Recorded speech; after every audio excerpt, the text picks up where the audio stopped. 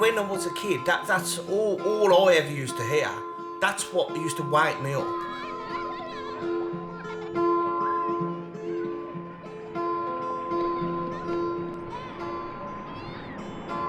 When the kids was young, it was good. It was.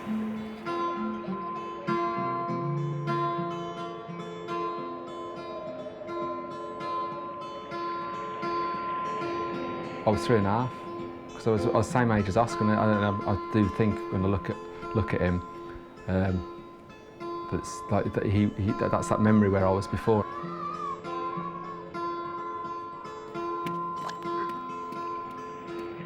There was a bathroom inside, so they had thought about that and developed a better way of living.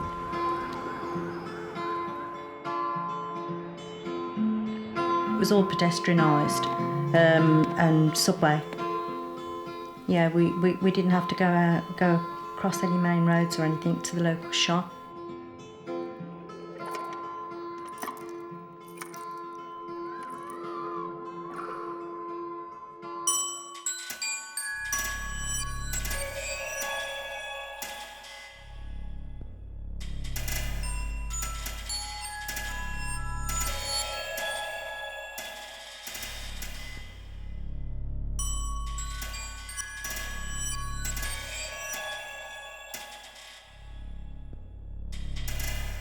Every street had their own little park, and that's where your kids were.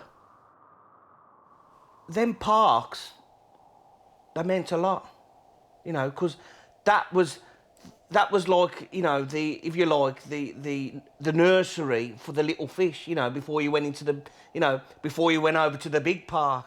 I said, Dad, can I go? No, not there. You know, the big lads are there. You know, you ain't going on the swings there. You know, and then you progressed from this nursery pool, you know, and then the one day, can I go? Yeah, go on in. But to venture out, you know, you'd be worried anyway because you were going somewhere where you didn't know. I think there was me, Gary, and Mark. We went out on our BMXs and we thought we'd have a bit of a, you know, a bit of an adventure like. He used to say, "Don't fetch me." Don't, and he used to go mad if I used to fetch him. So he used to stand at the top of the road and wait for him because he'd come out the gate and straight up the road. So I used to go upstairs in the bedroom, the front bedroom, and you could see them walk up the path. You can't so much now because the trees have grown higher, but you could see them walking up the path. A footpath, bicycle path, and a road. Excellent examples of the separation of traffic. The footpath and bicycle path run through the park, which is very skillfully landscaped and shows beautiful adjustment to its site. A couple of bags of crisps in your bag and that was it. Job done. And anyway, I remember going under the Glasgow Bridge and we was on the BMXs and there was a group of lads. And because you didn't know them, you knew they were from, you know, that was their patch, like. But me being me, you know, swore at the kids, you know, told them to F off or whatever. I can't remember what I said. Oh, they come running after us, all right. My chain slipped off. I couldn't get on the bike, but lucky enough, when we'd said it, we'd gone under the underpass, up the brow, up the hill, and then just over the brow, where these kids started coming in, and I'm on my bike with the handlebars, scooting on my feet like mad, and lucky enough this hill was just enough to get me away from these kids, but, you know, it'd have been a different story if they'd caught us, I think, but, you know, that was then.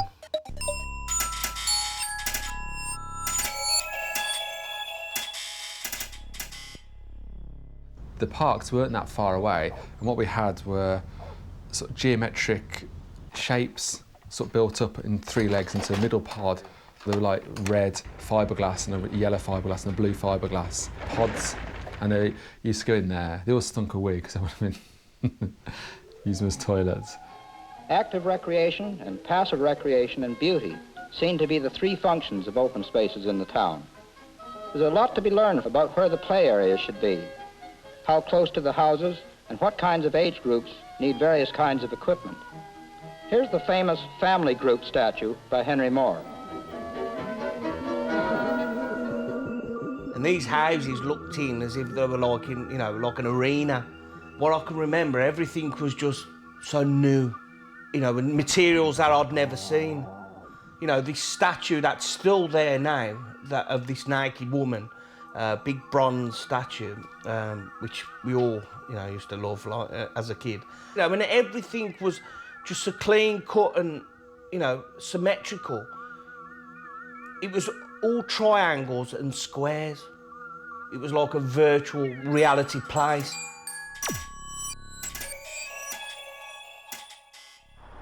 I don't really know how they got the council house, but I do remember Mum having a choice of which one to go to. And then we had a choice of the area as well, because we were talking about going to Glasgow Heath as well.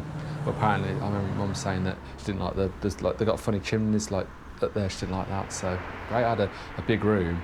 My sister had a big room as well.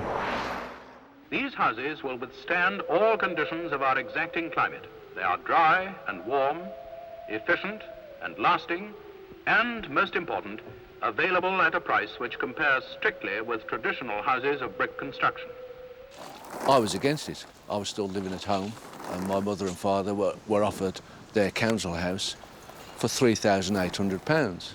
Whilst I was against it, I said, bite their hand off. You know, buying a nice 3-bedroom, semi-detached house with a nice garden in a leafy suburb had to be the right thing to do on a personal basis.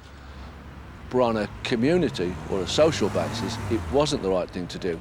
So it was a political issue, whereas perhaps in Germany and in Central Europe, when they built the housing, it was done from a community perspective.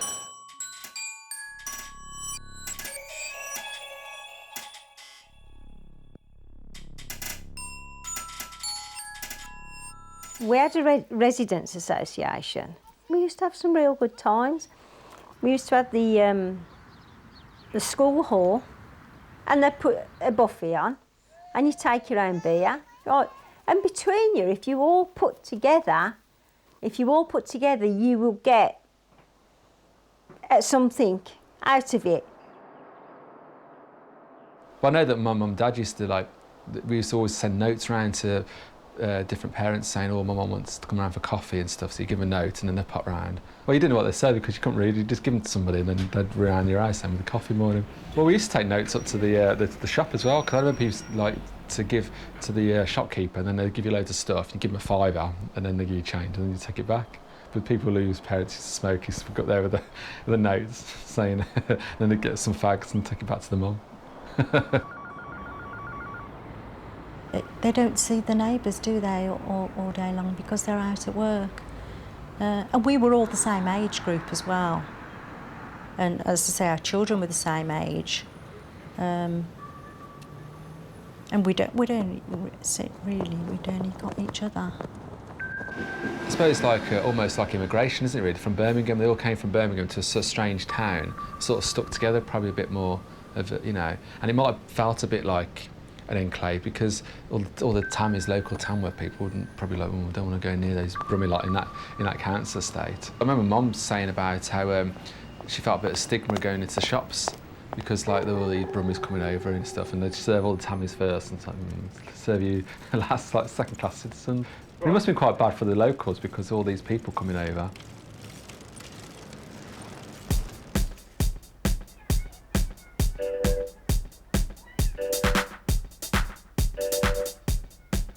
But in the mid-50s, there was a further complication with immigration because people had gone out to places like the West Indies to encourage people from Jamaica, etc., to come to the UK to take on the jobs because there were more jobs going than people in them days, strange to say.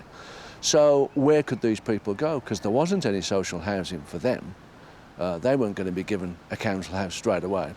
So they were having to take on older, bad housing at high rents. And so it did cause friction at the time, and probably still is causing that friction. The area is overshadowed by lengths of gloomy streeting, guarded from the light by row upon row of terraced housing. There's Joanne Kilgallen and her mum at the back. Heather and her mum live down there. Jo and her parents live there. There's still quite a lot, but there's still a lot of people that have moved out and you don't get to see people now. I find it more sociable now walking the dog. You see more people walking the dog than you do neighbours, and you get to talk to more people. That's why I was a long time, just because I was talking to people.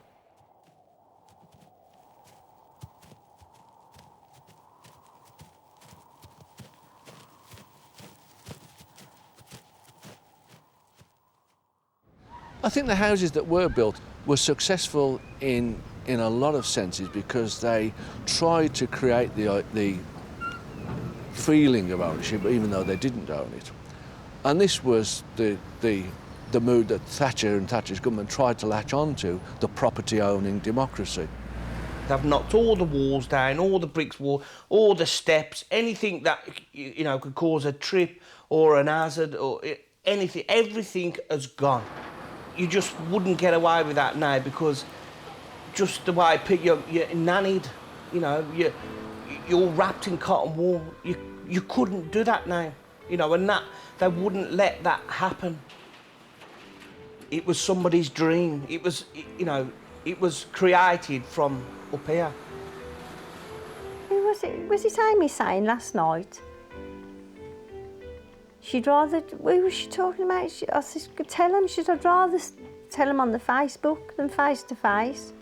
Now that's sad. I mean, working at the co-op, a lot of people come in, the older people come in for a chat. Whereas now, a lot more online shopping, isn't there? A lot more, so people don't go out.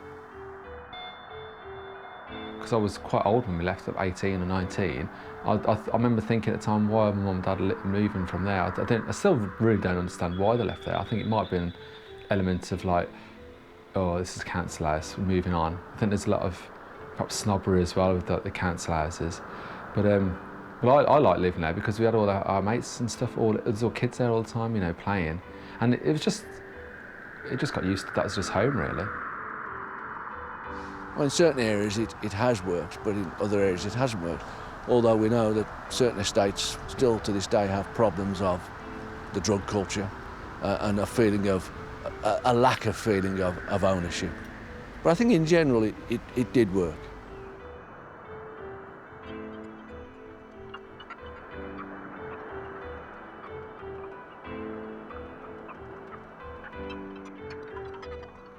I think they're making society more isolated, and I think they'll all be little hermits in another 50 years because they're getting less and less sociable. My girlfriend says to me now, why'd you eat your dinners cold? And the simple reason is because I stayed out to that last minute. I was in at 10 o'clock. We never had a microwave.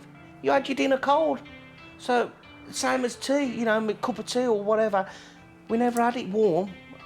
Even now, it still sticks with me now. I have my dinner cold. They look at you going out. But that's the way it was. I didn't want to be in. I wanted to, to be out. I'd hear my mates outside. It was always, you heard kids, and you don't hear that no more.